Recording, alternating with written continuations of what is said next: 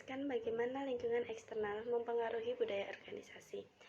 Lingkungan eksternal dapat mempengaruhi budaya organisasi bisa dilihat dari lingkungan umum dan lingkungan tugasnya. Lingkungan umum merupakan serangkaian dimensi berupa dimensi teknologi, dimensi ekonomi, sosial, budaya, politik, hukum, dan internasional, serta kekuatan di luar organisasi yang berpotensi mempengaruhi budaya di luar organisasi. Dimensi ekonomi adalah kesehatan dan vitalitas keseluruhan dari sistem ekonomi di mana organisasi beroperasi. Dimensi teknologi merupakan suatu refleksi metode yang tersedia untuk mengubah sumber daya untuk menjadi produk atau jasa. Yang ketiga, dimensi sosial budaya yaitu meliputi kebiasaan, adat, nilai, dan karakteristik demografis masyarakat di mana organisasi berfungsi. Yang keempat, ada dimensi politik hukum, adalah peraturan pemerintah mengenai bisnis dan hubungan umum antara bisnis dan pemerintah. Dan yang terakhir adalah dimensi internasional, adalah sejauh mana suatu organisasi terlibat atau berpengaruh oleh bisnis di negara lain. Sedangkan dari lingkungan tugas tersusun atas organisasi atau kelompok tertentu yang mengadakan transaksi sehari-hari dan secara langsung mempengaruhi kinerja organisasi. Bisa dari sektor yang memiliki hubungan langsung dengan organisasi seperti kompetitor, pelanggan, pemasok, dan partner strategis. Maka dapat kita simpulkan dari kedua aspek tersebut, jika di dalam lingkungan eksternal itu merupakan faktor utama berpotensi mempengaruhi budaya organisasi, karena semua aktivitas yang terjadi di dalam lingkungan eksternal tersebut secara tidak langsung akan berdampak besar dan dapat merubah serta mempengaruhi budaya organisasi perusahaan tersebut. Terdapat 3 tingkatan budaya perusahaan, yaitu hal-hal yang dapat dilihat, nilai-nilai, dan asumsi-asumsi. Yang pertama yaitu hal-hal yang dapat dilihat atau artefak. Dalam tingkatan ini, budaya bersifat kasat mata tetapi seringkali tidak dapat diartikan. Seperti contoh pada lingkungan fisik organisasi, teknologi, dan cara berpakaian.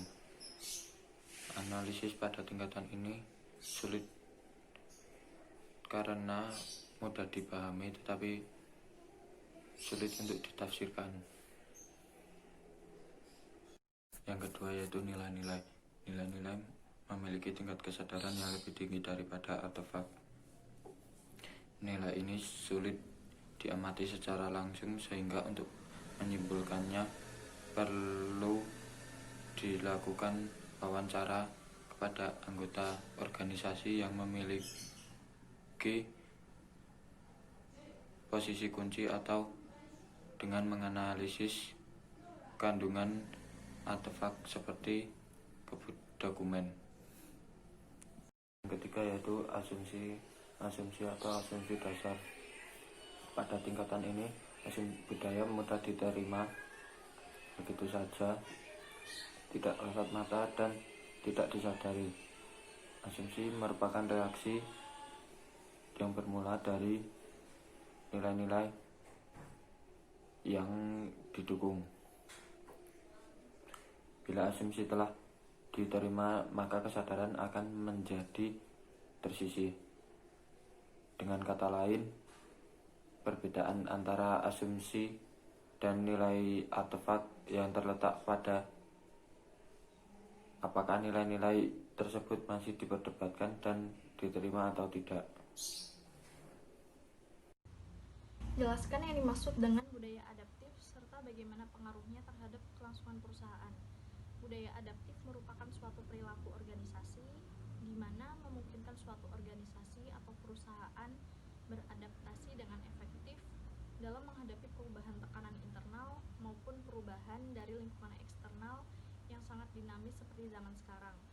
Lalu pengaruhnya terhadap perusahaan, yaitu perusahaan yang menerapkan budaya adaptif dapat mendapatkan benefit atau keuntungan dari kemajuan teknologi pada era globalisasi saat ini untuk marketing serta promosi dan komunikasi guna meningkatkan kinerja, mengubah mindset, dan dapat meningkatkan proses organisasi dengan lingkungan yang terus berkembang. Secara psikologis, para tenaga kerja dari suatu perusahaan akan lebih tahan terhadap stres Tenaga kerja seperti itu akan merespon perubahan secara efektif tanpa kehilangan produktivitas. Herlina Hera NPM 112. Jelaskan 4 jenis budaya perusahaan: budaya penyesuaian, budaya pencapaian, budaya keterlibatan, dan budaya konsistensi. Budaya penyesuaian mendorong nilai-nilai yang mendukung kemampuan perusahaan untuk cepat mengenali, memahami, dan mengartikan sinyal-sinyal lingkungan ke dalam respon perilaku yang baru atau keputusan kreativitas, percobaan, dan pengambilan risiko.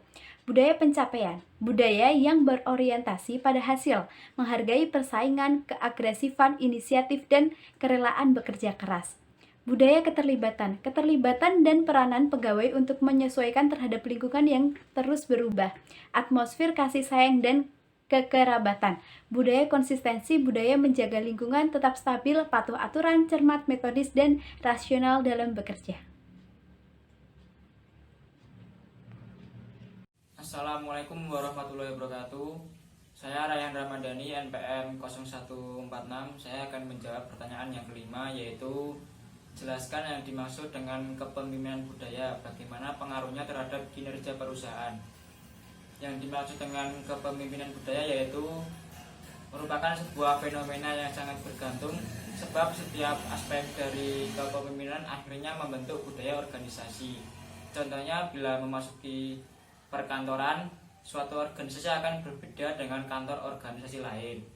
Fenomena yang didapatkan seperti etos kerja karyawan, teamwork, setiap sikap dan integritas. Semua hal itu akan menggambarkan kepemimpinan yang ada dalam sebuah perusahaan. Kita akan membahas satu persatu fenomena sebagai akibat dari keterkaitan kepemimpinan budaya perusahaan. Pengaruhnya terhadap kinerja perusahaan sangat positif terhadap para karyawan dan pimpinan perusahaan, karena akan memunculkan etos kerja yang baik serta teamwork dan integritas yang baik, sehingga mampu membangun perusahaan lebih baik dan lebih maju.